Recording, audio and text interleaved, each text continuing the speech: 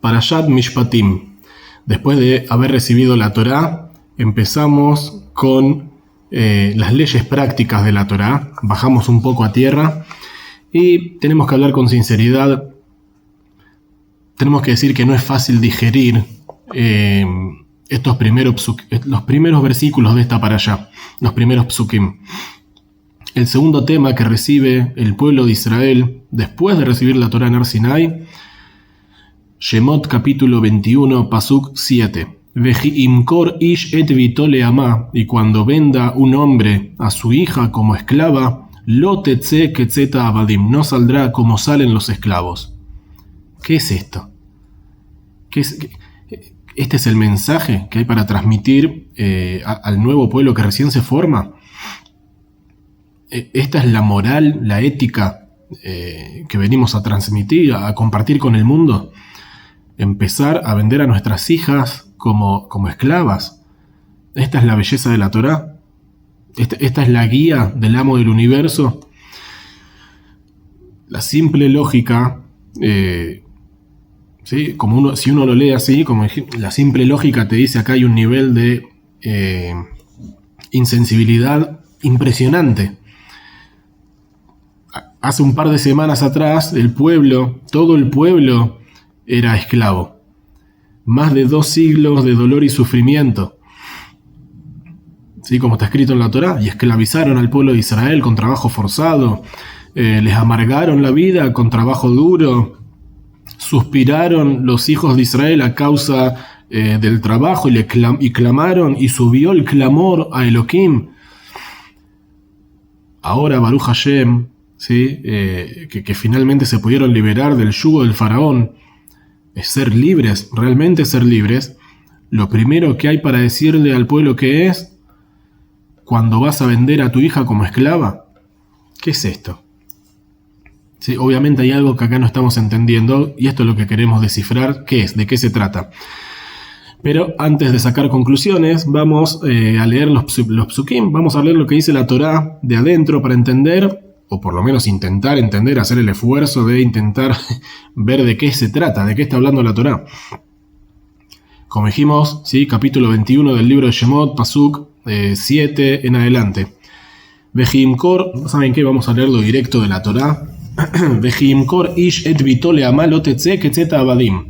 Si vendiere un hombre a su hija como sierva, ella no saldrá como salen los siervos. Versículo 8. Im ra'a be'enei adonea asher lo ya'adah be'efdah leam nochri lo imshol lemochrah bebigdobah. Si es mala a los ojos de su amo, la que no destinó para sí, entonces dejará que la rescaten. A un pueblo ajeno no tiene poder de venderla, pues la traicionó. Versículo 9. Ve'im livno ya'adena que mishpat abanot ya'aselah.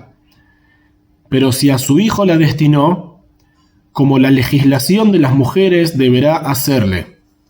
Versículo 10. Im ajeret ikachlo she'erah kesutah be'onatah lo igra. Si además otra mujer tomara para él, su alimento, su ropa y su derecho conyugal no le disminuirá. Versículo 11, con el último que leemos. Ve'im shelosh ele lo ya'aselah be'yatzeah hinam em kasef. Si uno de estos 3 no le hiciere, saldrá gratuitamente sin devolver dinero. Perdón. O sea, cuando leemos esto, no solo que resulta duro, cuesta digerirlo, ¿sí? Emocionalmente. Incluso en el aspecto simple del pasuk, no estamos hablando de ninguna cosa, ¿sí? En la parte simple, literal. Cuesta entender de qué está hablando la Torá, de qué se trata. A ver, no está clara cuál es la línea, cuál es el hilo conductor, la conexión entre los psukim. Es como que va saltando de un tema al otro, no.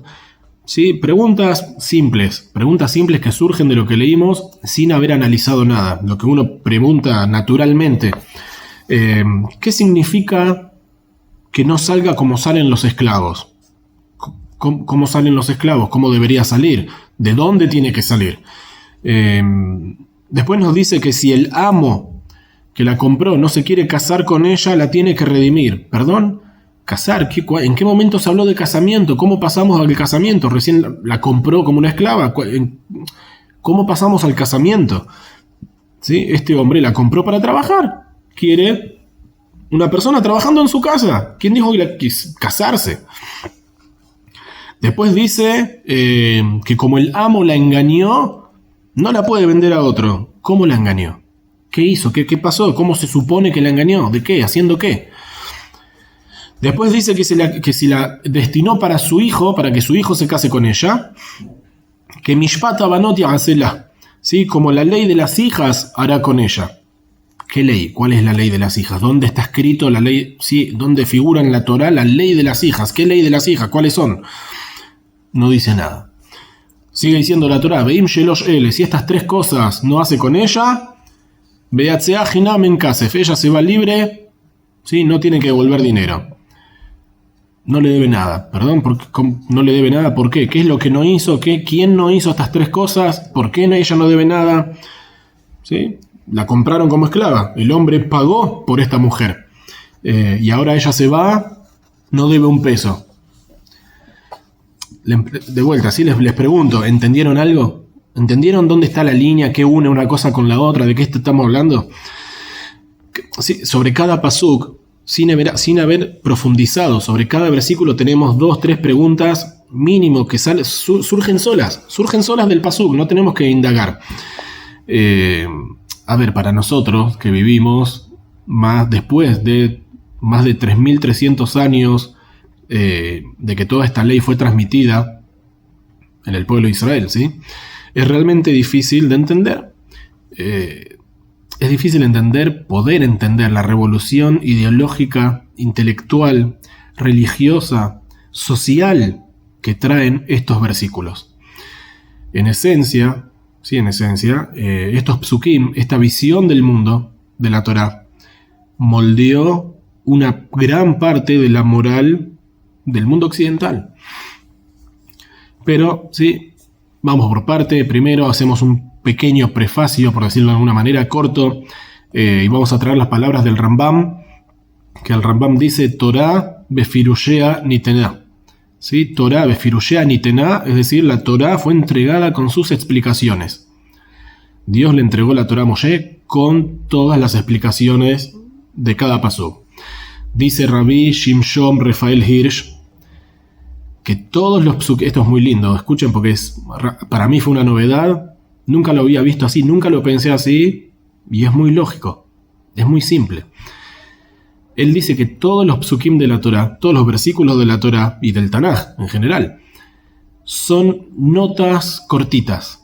Son notas cortas que contienen horas, días, semanas, meses, años de discursos, de disertaciones, de shiurim, seminarios de Moshe, que Moshe transmitió de memoria durante 40 años en el transcurso, ¿sí?, del viaje por el desierto, en la travesía hasta que llegaron a la tierra prometida de Israel.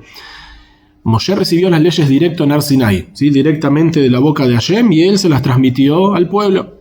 ¿Cómo las transmitió? De memoria.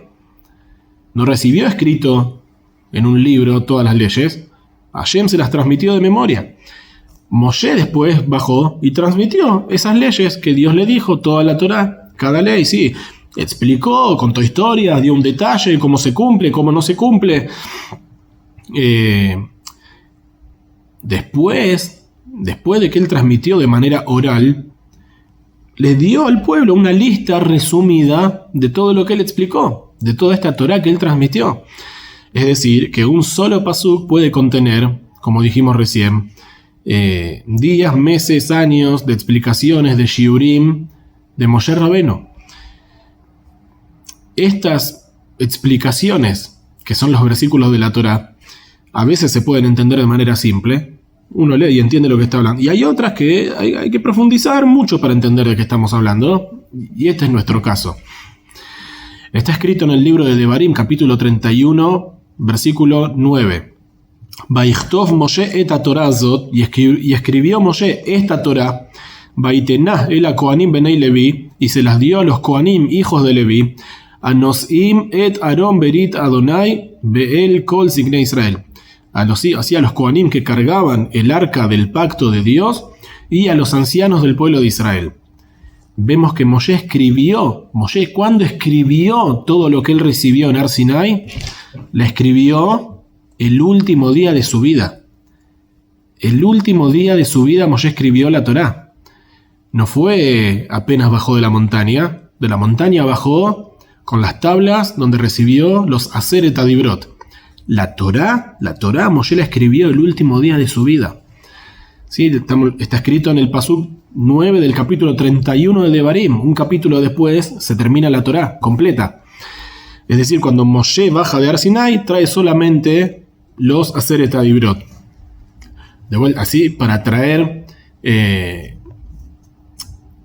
unas tablas, para traer solamente las tablas con 10 expresiones divinas, no hacía falta que Moshe esté 40 días y 40 noches en la montaña, sin comer, sin dormir, sin tomar, sin nada. ¿Sí? ¿Qué estuvo haciendo durante 40 días? Estuvo recibiendo la Torá directamente de la boca de Hashem. Directamente de la boca de Hashem. Entonces, lo que Moshe recibió en Har Sinai, que fue Torá Shebichtav y Torá Shebeal Peh. Eso es lo que nosotros normalmente sabemos, que Moshe recibió la Torá escrita y la Torá oral. Pero si prestamos atención, vamos a ver que es al revés de lo que siempre creímos o estudiamos. Moshe lo que recibió, ¿sí? Siempre decimos, vamos a decir así, para que sea fácil, siempre decimos que la Torá oral es la explicación de la Torá escrita. Pero tenemos que decir que es al revés. La Torá oral es la Torá que Moshe recibió y la Torá escrita es el resumen de esa Torá que Moshe recibió. ¿Sí? Son las notas cortas, como dice Rabbi Rafael Shimshon. ¿Sí? Son las notitas cortitas que dejó Moshe para que no nos olvidemos todas las leyes. Durante 40 años el pueblo que caminó por el desierto con Moshe estudió la Torá de manera oral. De manera oral. Moshe transmitía de forma verbal las leyes de la Torá. El último día de su vida, como dijimos, sí, como sabemos en la Torá, las últimas 4 parashiot de la Torá, Nitzavim, Vayeleja, Azinu y Besot Berajá, esas 4 parashiot que terminan el libro de Devarim son el último día de vida de Moshe Rabbeinu, y en ese día Moshe escribió toda la Torá. Sí, ahí tenemos el libro. Moshe la transformó la Torá en un libro, el que tenemos hoy, un Sefer Torá. No fue en Har Sinai, fue el último día de su vida. Por lo tanto, dentro de cada pasuk, dentro de cada versículo de la Torá, hay un montón de información, de pensamientos, de perspectivas, detalles, mensajes en cada letra. Por eso es tanto lo que aprendemos de la Torá, tanto lo que podemos analizar y nunca se termina. Por lo tanto, si nuestros psukim de hoy no están exentos a la regla, hoy también tenemos que profundizar si queremos entender bien de qué se trata. Y para eso obviamente necesitamos la Torá oral, necesitamos la Torá original que se entregó, la verbal. Vamos a ver lo que dice el Rambam Ilhot Avadim, ¿sí? Las leyes de los esclavos, capítulo 4, 2. Dice el Rambam, ¿sí? El Maimónides, En Aav Rashai limkor et bito ela imkem he'ani. El padre no tiene permiso de vender a su hija a menos que haya empobrecido. Veloni Sharlo Klum, y no le queda absolutamente nada. Lo Karka, no tiene tierras. Velomi Taltelim, no tiene muebles. Baafilu Kesut Shealav, incluso con qué cubrirse. De vuelta, dice el Rambam, un padre no puede vender a su hija como esclava. La única forma es que el padre quedó empobrecido completamente, que no tiene un pedazo de tierra para vender, no tiene una silla para vender, no tiene un mueble para vender, no tiene ni siquiera un buzo, no tiene una campera que pueda vender para tener algo de plata y traer comida a su casa. Entonces, sí, el Rambam nos está diciendo que no, Obviamente el Rambam se basa también en lo que explican los Jajamim anteriores a él. Él nos está diciendo, ¿sí?, que no miremos los psukim de la Torah de manera literal, como que ahora cualquier padre, Haz Shalom, puede salir y vender a su hija como una esclava. Dios libre. ¿Sí? Esta es la segunda mitzvah después de haber recibido la Torah. ¿De esto se trata? Obviamente que no. ¿Sí? Ayer salí de Egipto, hoy vendo a mi hija. No entra en la cabeza. Por lo tanto hay que entender en qué terreno nos estamos moviendo. Estamos hablando de una familia que está en una situación terrible, durísima, en la que no hay un pedazo de pan para comer. Nada, no hay nada. Sí, tal vez para algunos sea difícil de comprender una situación así. Uno puede decir que, perdón, no hay un pariente que venga y le dé un paquete de galletitas, algo para que coman, que les prepare un plato de sopa. No hay un gobierno, ¿sí?, que les dé algún plan para la gente necesitada. No hay una comunidad que apoye. No hay una comunidad que se encargue de la gente que está en esta situación. Antes no era así. Antes, hace 3.300 años atrás, no era así. Hoy capaz que sí, pero antes no. Entonces, sí, una situación como esta no era algo extraordinario, fuera de lo común. Sí, lamentablemente también hoy hay personas que están en esta situación, o hay gente que vivió esta situación, incluso hoy, sí, en este siglo, en esta época, que incluso que hay familia, incluso que hay gobierno, incluso que hay comunidad, todos se hacen los desentendidos, y hay gente que sigue viviendo en una situación de ruina total. Entonces, estamos hablando de una familia que está hundida completamente en la miseria. Haz Shalom. El hombre de la casa, por decirlo de alguna manera, así que tendría que mantener a la familia, no tiene un centavo partido por la mitad, no tiene absolutamente nada, así dice el Rambam, no tiene absolutamente nada que él pueda vender como para generar un mínimo ingreso para traer un plato de comida a su casa y que su hija y su esposa y su familia coman. Ni siquiera tiene ropa, dice el Rambam, ni siquiera tiene ropa. Entonces, ¿sí?, la familia entera tiene hambre, incluido el padre. Todos los chicos están flacos, no tienen ni agua en la casa, no hay ni siquiera agua. De vuelta, hay que ubicarse también temporalmente en el momento en que se dijeron estas leyes. La gente rica, ¿sí?, vamos a hablar, ¿sí?, la gente rica tenía sirvientes, tenía sus propios baldes en su casa y mandaba a sus sirvientes al pozo a traer agua.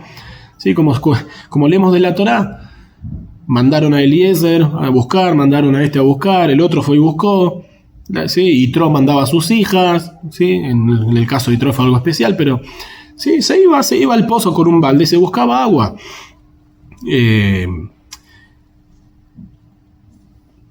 Si estaban en una situación muy, muy buena, ¿sí?, como por ejemplo Abraham, Isaac y Jacob, que eran realmente millonarios, tenían un pozo en su casa, en el patio de su casa, tenían agua a disposición. Este hombre no tiene ni siquiera un balde propio para ir él a buscar el agua. Porque si tuviese el balde, dice el Halajá, dice el Rambam, tiene que vender el balde. No vender a su hija como esclava, tiene que vender el balde y con la plata del balde traer comida. Este hombre ni siquiera tiene un balde. Y obviamente que no tiene un pozo de agua en su casa. Por lo tanto, ni siquiera tienen un vaso de agua. Entonces, estamos hablando de una familia que lamentablemente no tiene, aparentemente, ningún futuro, ninguna posibilidad. Por lo tanto, por la responsabilidad y la preocupación a esta hija y a toda la familia, la Torá da un permiso único y excepcional de que este papá venda a su hija, ¿sí?, a una familia, obviamente, pudiente, rica, exitosa, para que la puedan mantener a la chica con bondad y con respeto. Y el padre, con la plata que recibió de haber vendido a su hija, mantiene al resto de la familia. Ella, por su lado, ¿sí?, va a estar trabajando para ellos. Ya sé lo que están pensando, porque yo también lo pensé igual. ¿Perdón? ¿Por qué va a vender? ¿Por qué tiene que vender a su hija? Que se venda a él. Que salga a trabajar. ¿Por qué vender a una hija? ¿Estamos todos locos? Que se venda a él. Tenés que vender a alguien como vendete vos. Vendete vos. totalmente lógico y entendible el pensamiento, totalmente, yo también lo pensé así, pero en el transcurso del shiur vamos a responder a esta pregunta también. ¿Por qué la Torá no da esta opción? ¿Por qué la Torá no dice, anda a trabajar, vendete vos como esclavo y que con esa plata la familia coma? Vamos a ver. La Torá dice que, si volvemos al tema de esta chica, la Torá dice que está prohibido hacerla trabajar duro, explotarla, aprovecharse, y a tal punto llega esta cuestión que dicen los sabios, y explican, y lo dice también el Rambam, ¿sí? También y el J. Badim, las leyes de los esclavos 1.9, Kol Ebed Ibri o Amá Ibriá, todo esclavo hebreo o esclava hebrea, Hayav Ha'adon Leashvotam Elav Bemahal Bemashke, está obligado el patrón, el señor, el dueño, el amo, el que los compró, está obligado a asemejarlos a él en comida, Ubemashke, en bebida, Bekesut Umador, en ropas y en vivienda. Sheneemar Kitov Lo Imach, porque está escrito en la Torá, en el libro de Devarim, capítulo 15, versículo 16, Kitov Lo Imach, porque él está bien contigo, a él le va bien con vos. Sheloti ata ojel pat nekiab y ojel pat kebar, dice la halajá, que vos no estés comiendo el mejor pan y él esté comiendo el pan duro de ayer que sobró. Ata yote yain yashan bu yote yain hadash, vos estás tomando un vino añejo que vale una fortuna la botella, y a él le diste un vino de esos de cartón que venden en el súper que salen 2 monedas. Ata yashen al gabe mujem, vos yashem al gabe ateben, ¿sí? Vos estás durmiendo arriba de un colchón de 2 plazas de plumas y él está durmiendo arriba de una sábana, arriba de la paja. Atadar Bakrar o Atabakfar, ¿sí? Vos estás viviendo en una mansión y le diste a él una choza, o al revés, vos te fuiste a una choza en el medio del campo porque te gusta la soledad y a él lo mandaste en el medio de la ciudad, que él se aguante el ruido de la ciudad. Iguales, tienen que ser, y él tiene que ser, el esclavo tiene que ser igual a vos que sos el dueño. Mikana en Bruja Jamim, de esto dijeron los sabios, Kol Akone Ebed Ibri, todo el que compra un esclavo hebreo, que Kone Adon Leatzmo, como si se compró a sí mismo un señor. ¿Compraste un esclavo? ¿Vos te pensaste que ahora tenés, sí, vos te creés que ahora que tenés un esclavo está todo solucionado? Te adquiriste un señor. Es decir, esta chica, la esclava que compraron a una familia pobre y necesitada, si hay un solo pedazo de pan en la casa, no se lo come el dueño de casa, ni su esposa, ni sus hijos. Va para ella. Si hay una sola frazada para taparse, una sola campera o una sola copa de vino para hacer un lejaim, no se la lleva ni el dueño de su casa, ni su esposa, ni sus hijos, se lo lleva la esclava. Entonces, Baruch Hashem, tenemos a una chica, ¿sí?, que su familia está en una situación terrible, pero ahora, Baruch Hashem, está en una familia la familia que la compró, está viviendo cómoda, tranquila, relajada, y el padre de la chica puede alimentar al resto de la familia, a su esposa y a él mismo. Es decir, resumiendo un poco la situación hasta acá, sería así. Esta chica, que no tiene un futuro aparentemente ni económico ni social, ahora trabaja y vive dignamente, la tratan con respeto, puede llegar a tener un futuro, y el padre de esta chica, con el dinero que recibió por la venta, puede mantener al resto de la familia para que no se mueran de hambre. Pero con todo esto que dijimos, todavía obviamente no alcanza del todo, ¿sí? Moshe metió en estos psukim otra gran idea. Pero antes de meternos en esta idea, vamos a ver algo más general. ¿Sí? En muchos países, creo que la mayoría de nosotros de habla hispana sabemos de qué se trata, se discute cómo combatir la pobreza. ¿Sí? ¿Cómo se lucha contra la pobreza? En líneas generales, ¿sí?, conocemos que hay como dos grupos, 2 líneas de pensamiento principales. Tenemos unos que dicen, y hay que cobrarle más impuestos a los ricos, ¿sí?, a las grandes empresas, para poder ayudar así a los menos favorecidos. Y tenemos a los otros que dicen, perdón, todos pueden salir a trabajar, que cada uno se esfuerce y se gane su sustento, se gane su plata. ¿Sí? No hay por qué ahogar a los que trabajan y tienen éxito. A ver, acá nosotros, Baruch Hashem, no estamos haciendo política, no venimos a hablar de política, es lo que menos nos interesa.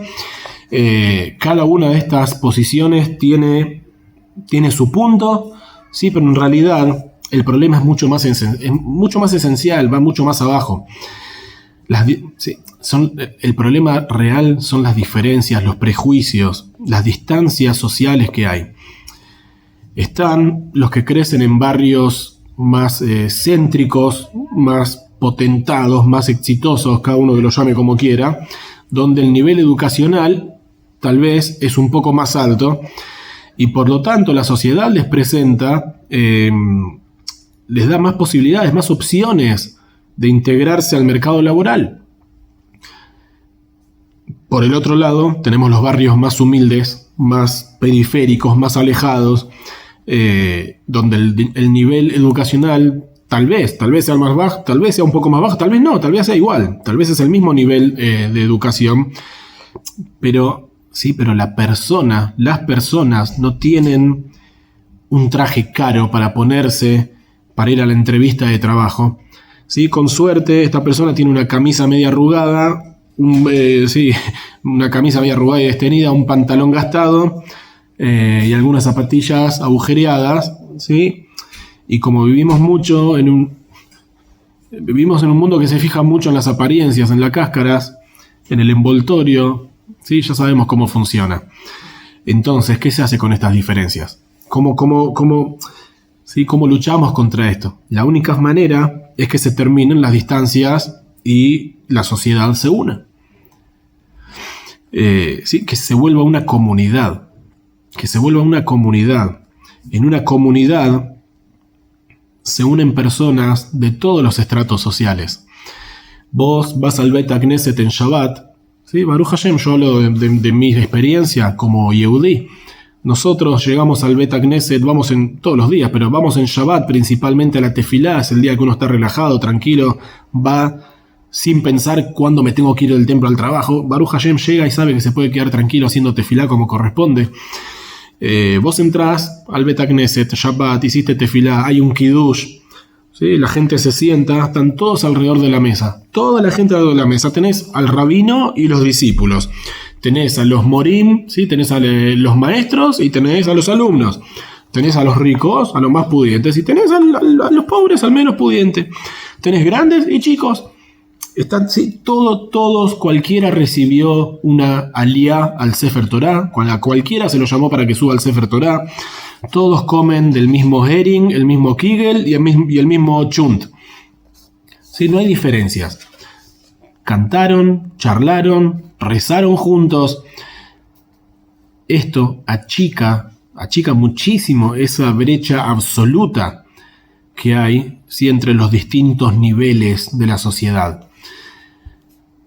Pero para cerrar esa brecha, todo esto la achica, pero para cerrar la brecha, que se cierre, lo mejor que es cuando hay unión entre las familias, es decir, cuando se mezclan.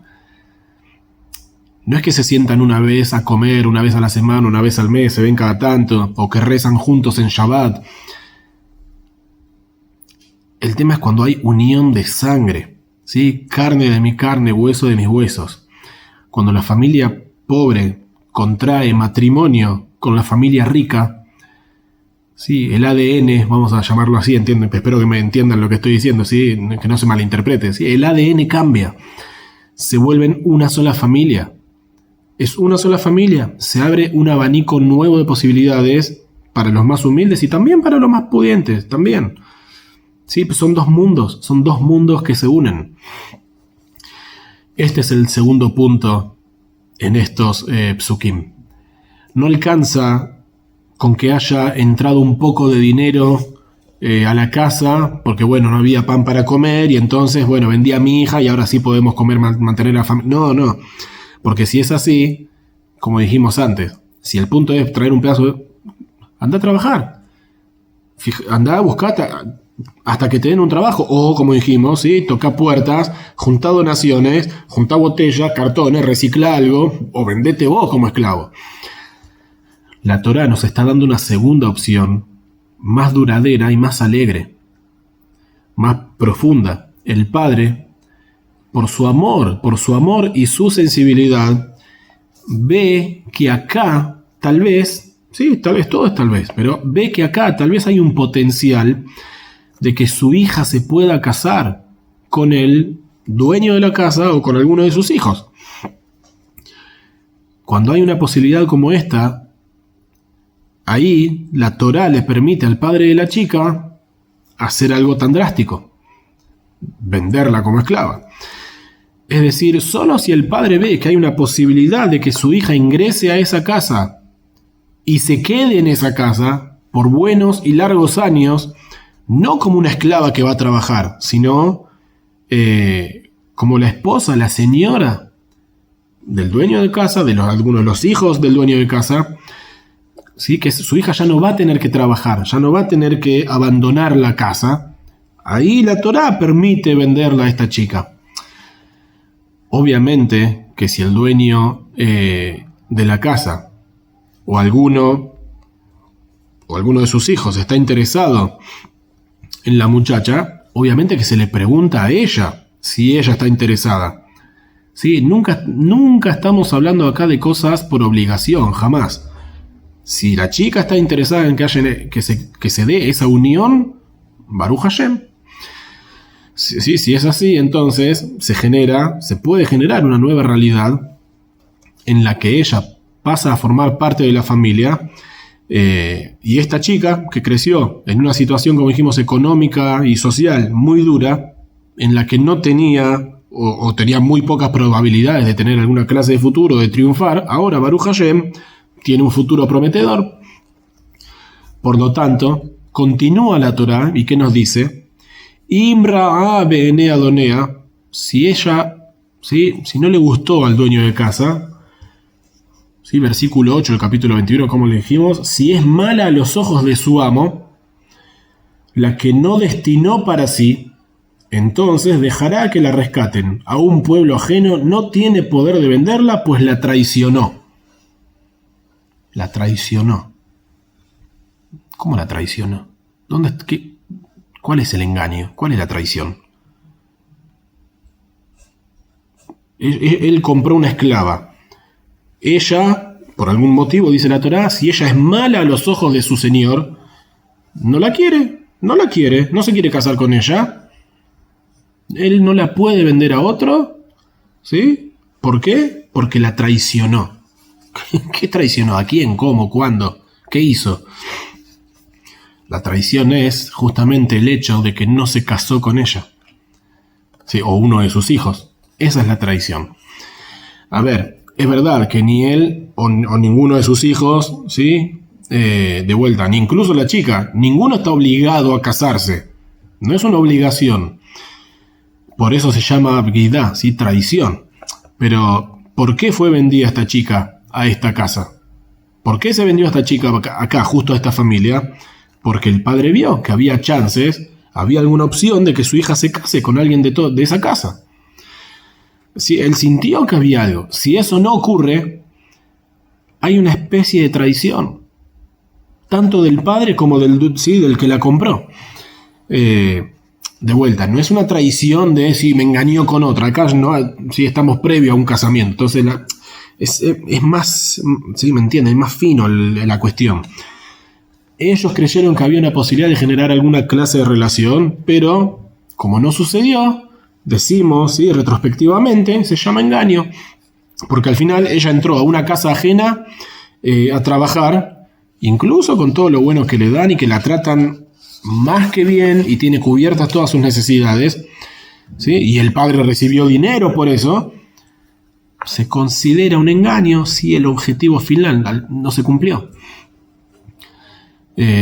Por eso dice la Torá que si al dueño de casa no le parece que esto vaya a funcionar, esta unión no, dice la Torá, la redimirá, la tiene que redimir.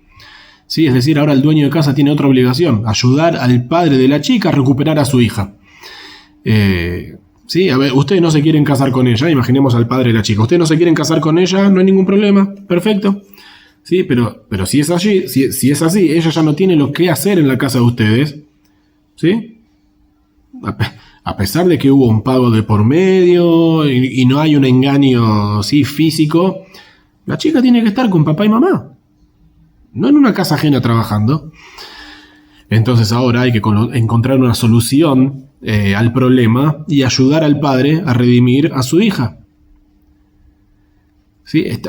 Estamos de vuelta, estamos en una parashá, se llama Mishpatim, leyes. Como están viendo, ¿sí? Esta parashá son leyes, bajamos a tierra. Salimos de todo lo espiritual y todo lo cabalístico de la semana pasada, bajamos a tierra. Igual le vamos a dar a esto un toque más profundo que nos deja a nosotros. ¿Sí? Pero todo lo que estamos hablando es ley, son leyes. Esta es la práctica. Esto es la realidad, así se practica la Torá. Entonces, ¿sí? La cuenta acá es simple. ¿Sí? El padre tiene que recuperar a su hija, el dueño de casa tiene que ayudar al padre a que recupere a su hija, hay plata de por medio, son matemáticas simples. Sí, supongamos ¿sí? que esta persona pagó por la chica $120,000 por 6 años de trabajo, ¿sí? Porque dice la Torá que un esclavo trabaja 6 años y al séptimo queda libre. Entonces, por 6 años de servicio, $120,000, ¿sí? Simple la cuenta, $20,000 por año. Perfecto. Supongamos que pasó un año y el dueño de casa ve que la cosa no va. No, esto a mí acá no... Perfecto, no pasa nada, como dijimos, no hay ninguna obligación de casarse, está todo perfecto. El padre de la chica devuelve 100,000, ¿sí? Por los 5 años que ella, 5 años que ella no va a trabajar. Y tenemos la esperanza de que el padre haya sido lo suficientemente inteligente que con los 20,000 que le quedaron en su mano haya hecho alguna clase de inversión o algo, ¿sí? Para poder generar algún ingreso a partir de eso y seguir viviendo, que no se los haya gastado y de esta forma ella puede volver a su casa y tener también para comer en su casa con su papá. El pasuk siguiente que dice, Veim livno ya'adena que mishpat abanot ya'asela, y si a su hijo él la destinó, ¿sí? Si se la destinó a ella, a su hijo, tiene que hacer como la ley de las chicas, la ley de las mujeres. ¿Sí? ¿Qué quiere decir esto? Tal vez ella no es para el dueño de casa. ¿Por qué? Sí, porque ella es una chica muy joven y el dueño de casa es un hombre mayor. La diferencia no da. Pero el dueño de casa tiene un hijo que más o menos tiene la edad de esta chica y puede llegar a funcionar. ¿Por qué no? Sí, ella es una buena chica, trabaja bien, todos la quieren, una chica respetuosa, honrada, buena, linda, todo lo que uno quiere. ¿Por qué no? Dice la Torá que Mishpat Abanot ya'asela, ¿sí? Como la ley de las mujeres, de las hijas, se hará con ella. ¿Qué es esto? ¿Qué ley? ¿Cuál ley de las chicas? Dice la Torá, Has Shalom, Dios libre que te fijes en esta muchacha como una sirvienta, como una esclava. Esta es la ley de las chicas. Sí, parece una novela centroamericana por ahí, sí, donde la chica siempre es la pobre que trabaja en la casa y se enamora del patrón, del hijo, del dueño, de alguno. Parece sí, que las novelas de hoy no están muy lejos de lo que cuenta la Torá. Hasbe Shalom, dice la Torá, que te fijes en ella como una esclava, como una sirvienta. Esta chica es Bat Israel, esta chica es una hija del pueblo de Israel. Y sabemos cómo la Torá trata y se relaciona con las mujeres de su pueblo, con las madres judías, con la mujer judía. Eshet Hail Mimza, una mujer virtuosa, ¿quién podrá hallar? ¿Quién puede encontrar una mujer como la mujer judía? Rabbot Banot Asuhail, Beata Lita Alkulana, muchas mujeres hicieron muchas proezas, pero vos les ganaste a todas. O como dice el Talmud, el Rambam, el Shulchan Aruch, Yehe Adam Oev et Ishto Kegufo, que el hombre ame a su mujer como a su propio cuerpo, Umejavedá Yoter Megufo, y que la honre y la respete más que a su propio cuerpo.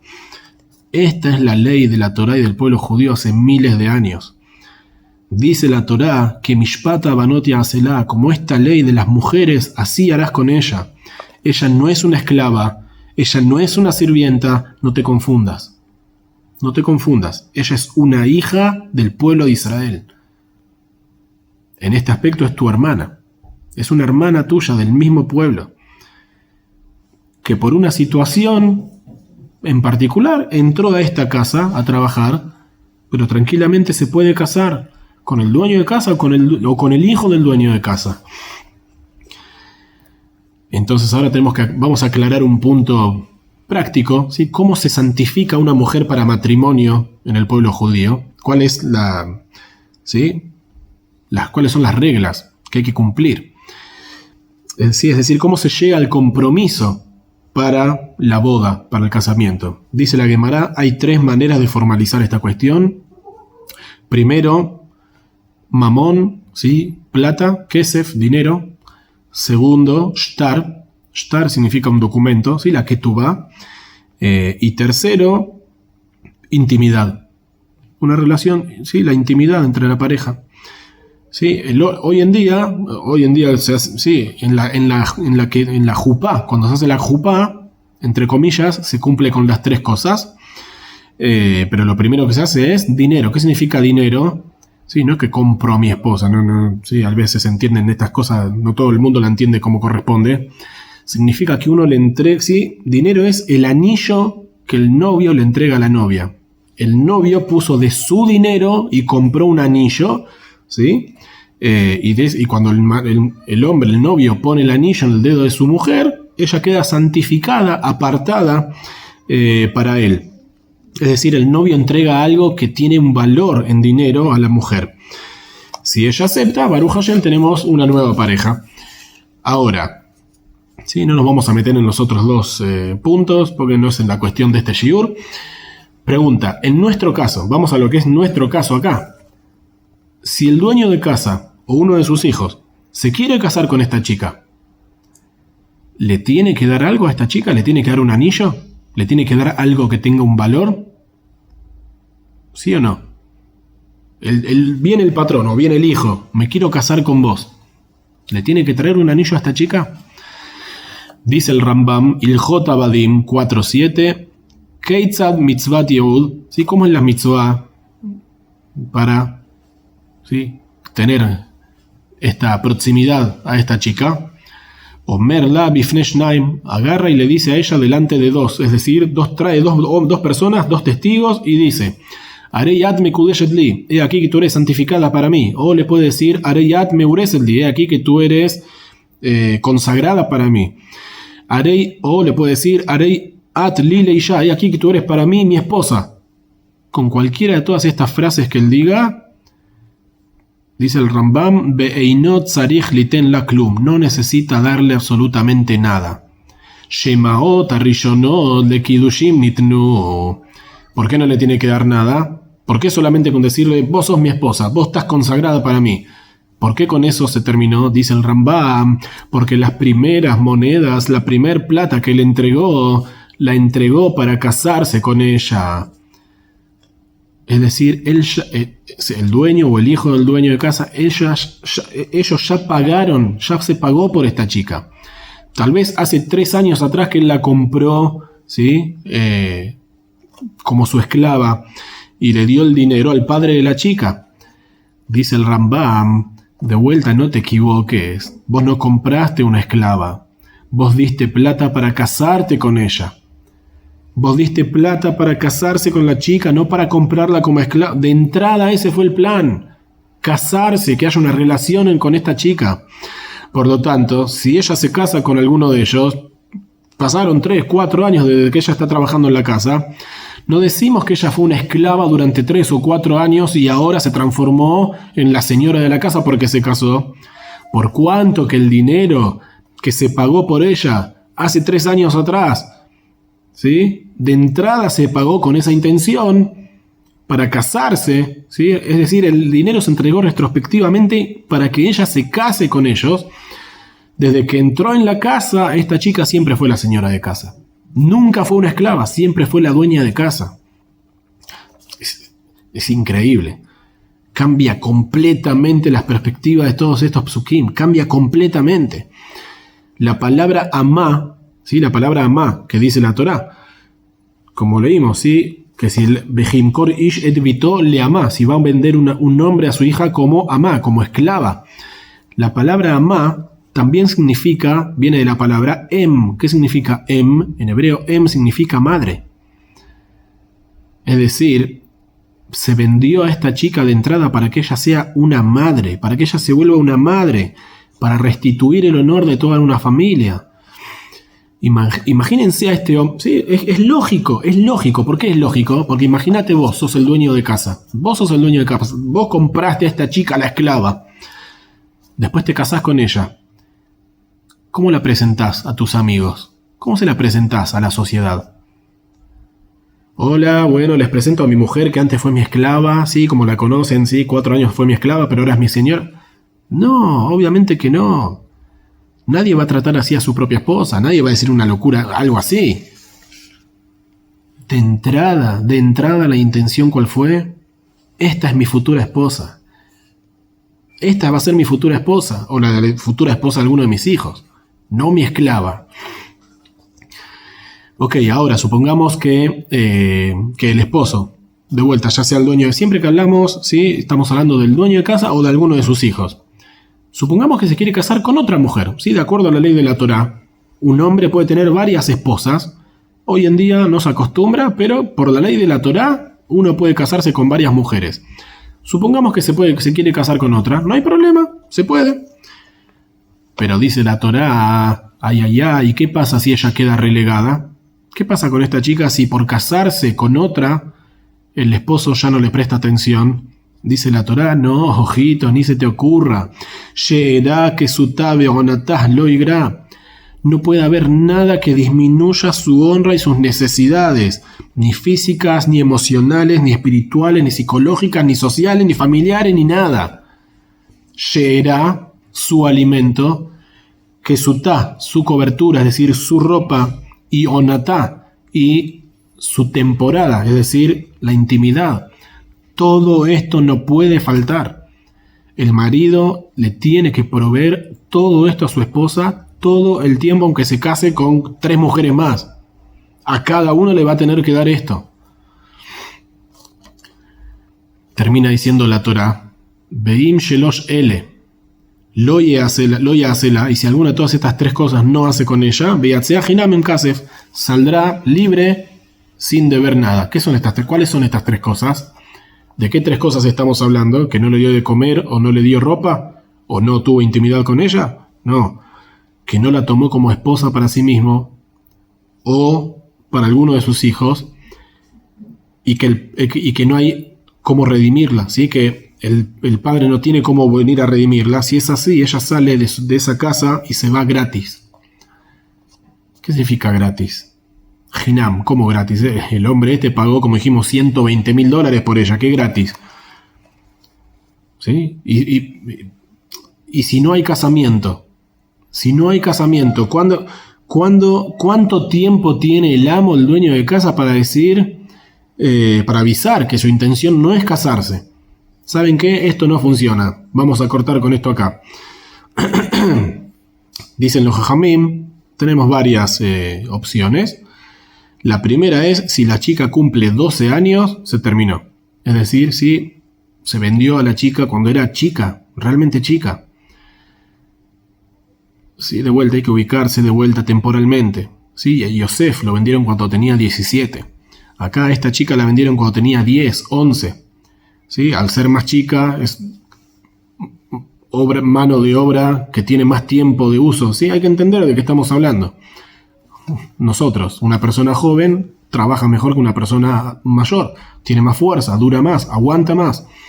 Si la chica cumple 12, que para la Torá 12 años ya es mayor de edad, cumple Bat Mitzvah, si esta chica cumple sus 12 años estando en la casa de esta persona trabajando, y nadie dijo, ¿sí? Que hay alguna intención de que en el futuro se puedan casar con esta chica, se terminó. Si la chica cumplió 12 años, se vuelve a su casa. No importa cuánto tiempo trabajó, no importa nada, ni cuánto le pagaron al padre, se terminó. La chica se va. En resumen, perdón, estamos hablando de un caso muy excepcional De vuelta, una familia al borde de la desgracia que no tiene un centavo y la única opción que hay que puede traer un respiro a la familia, un futuro para todos, ¿cuál es? Tal vez vendiendo a la chica. Es la única manera y es la única forma que se le permite al padre. Y con todo esto que dijimos, de todas formas, dice el Rambam, ¿sí? Para que no nos quedemos por ahí con un gusto amargo de igual no me cierra toda esta cuestión. Beafal pijen, dice el Rambam, y a pesar de todo esto que dijimos, de tantas leyes, idas y vueltas, si se casa, no se casa, si pagó, no pagó, si tiene. Kofim et ha'av lifdotah achar shemechará. Se obliga al padre de la chica a redimirla después de haberla vendido mishum pgama mishpajá, porque es una mella en la familia. Entendemos la situación, entendemos que no quedó otra opción, que fue lo más extremo para hacer. Entendemos. La vendiste, recibiste tu plata, tu familia comió hoy a la noche, ponete en campaña ya para traerla de vuelta, ya. No vamos a esperar que termine el tiempo de trabajo que dijimos, 5 años, 2, 3, 7... Ya trabajá, ya hace algo para traer a tu hija de vuelta. Es decir, en el momento en el que el padre recibió el dinero para rescatar a su hija, lo primero que tiene que hacer es ir a buscarla. No ir a comprarle ropa al resto de la familia o buscar algo para trabajar o ya ir a buscar a su hija, ya. Primero, antes que todo. Sí, obviamente, si no pasa nada de todo esto, no pasa así, la familia sigue en la situación de pobreza, no se quisieron casar con ella ya era más grande, ¿sí? Tenía más de 12 cuando se la vendió, es decir, no va a quedar libre ahora por cumplir mayoría de edad. ¿Qué pasa? Muy simple, trabaja 6 años y el séptimo queda libre, como dice la Torá. Tenés un esclavo, trabaja 6 años, el séptimo vuelve a su casa, se terminó. La deuda está cubierta, lo que se pagó, el trabajo se hizo, se terminó. Ahora, si el padre consiguió el papá un par de medias, tiene que ir a vender las medias para traer de vuelta a su hija a casa. No se deja al padre relajado, tranquilo, pensando que la situación se terminó. ¿Sí? De vuelta, lo mejor que sería, lo mejor para todos, que ella se pueda comprometer, casarse y así todos felices. La familia rica consiguió una buena mujer. La chica consiguió una familia, puede tener una familia, toda la familia de ella se acopla a una familia pudiente que los puede ayudar, que pueden tener, eso es toda la situación favorable para todos. Un ejemplo de la Torá, ¿sí? Un ejemplo de la Torá, muy parecido a todo esto, muy parecido, no en todo, ¿sí? Es la historia de Ruth y Naomi. ¿Sí? Naomi la manda a Ruth a trabajar al campo de Boaz porque no tienen nada para comer, totalmente empobrecidas, no hay nada para comer. Le dijo, anda al campo de Boaz, busca unos granos a ver si podemos hacer un pan con eso. Lo machacamos un poquito, hacemos un panqueque, una tortilla y lo comemos, algo por lo menos. Y de paso tal vez te podés casar con Boaz, quién sabe. ¿Sí? A ver, no es exacto el mismo caso, ¿sí? De esclavitud, de venta, pero hay muchos puntos en común. Se entiende un poco más fácil de qué estamos hablando. Entonces ahora podemos entender algo maravilloso. ¿Sí? Justamente por eso, este es uno de los primeros temas que habla la Torá después de la entrega de la Torá. Porque la Torá nos revela cómo pensamos nosotros, o cómo tendríamos que pensar. ¿Sí? Salieron de Egipto, están levantando un pueblo nuevo, elevado, recibieron la Torá, que va a cambiar el mundo. Hashem habló con ustedes cara a cara. Obviamente uno viene recontra elevado, recontra arriba, la Torá, Hashem. Bajen un poquito. Hashem nos dice, entiendo el entusiasmo, bajen un poquito. Quiero que tengan presente desde el primer instante que se tienen que preocupar de los que menos tienen. Se tienen que preocupar de estas chicas que se encuentran en familias necesitadas. ¿Sí? Preocuparse del que no tiene nada. No solo materialmente, ¿sí? Monetariamente. Hay muchos que sufren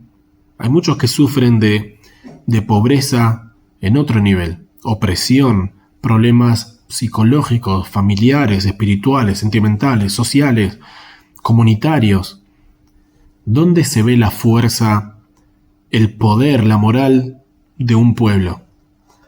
Muchas veces cuando vemos cómo se ocupan de chicos y chicas que llegan de estos lugares. Esto moldeó mucho la sensibilidad, tanto nuestra como la ética de la Torá, y como dijimos, del mundo entero. Entonces ahora vamos a una explicación del Zohar, una explicación cabalística, pero sí la vamos a hacer fácil, de cómo todo esto se aplica en nosotros hoy en día. Y cuando venda un hombre a su hija como esclava, no saldrá como salen los esclavos. Preguntamos antes, ¿qué significa cómo salen los esclavos? ¿Qué significa cómo salen los esclavos? Ahora es mucho más fácil entender qué significa todo esto. Los esclavos salen a libertad. Acá la intención es que la chica no salga como salen los esclavos. ¿Qué quiere decir? ¿Por qué? Porque la intención es que ella se quede en la casa. No no como una esclava, como una madre, como dijimos antes. Los esclavos están contando los días que faltan para salir corriendo. Nosotros no queremos que salga como una esclava. No es lo que estamos buscando. Porque si es así, lamentablemente lo más probable que suceda es que tenga que venir otra vez. Nosotros queremos que ella se transforme en una señora, en la dueña de casa. Y que ella pueda ayudar a otros habiendo vivido esa situación en carne propia. Esto es lo oculto en estos psukim.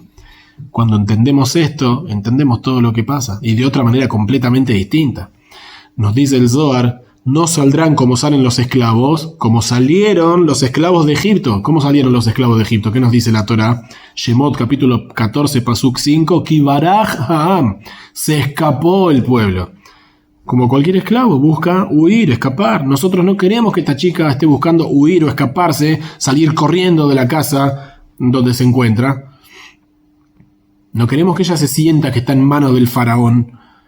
Queremos que ella sea tratada con amor, con respeto, con honra, y que se pueda convertir en la señora de la casa. Pero el Zohar agrega otro punto de vista más también, y dice, de Egipto, los esclavos, como dijimos, se escaparon. Pero ¿cómo va a ser en el futuro? Todos estamos en alguna situación de esclavitud en algún nivel, todos.